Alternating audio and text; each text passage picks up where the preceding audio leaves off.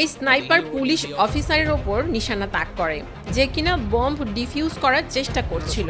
তো গুলি অফিসারের সঙ্গীর গায়ে লাগে, কিন্তু অফিসার সাহায্য করার বদলে তার নিজের কাজে মনোযোগ দেয়, কেননা বম্বকে অকেজো করা তার প্রথম দায়িত্ব।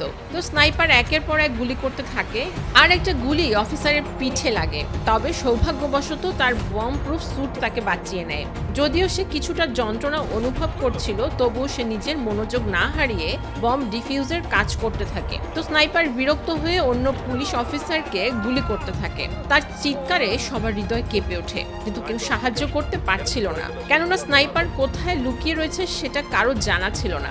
গুলি অফিসারের স্যুটের উপর পড়তে থাকে, আর অবশেষে সে বম্বটিকে সফলতার সাথে ডিফিউজ করতে সক্ষম হয়। আর এরপর সে তার আঘাতপ্রাপ্ত সঙ্গীকে বাঁচানোর জন্য নিজের শরীরকে ঢাল হিসেবে ব্যবহার করে। তখনই আরও এক পুলিশ অফিসার এসে গাড়িটিকে স্নাইপারের লক্ষ্যের বিপরীতে দাঁড় করায়, যাতে স্নাইপার লক্ষ্যভ্রষ্ট হয়।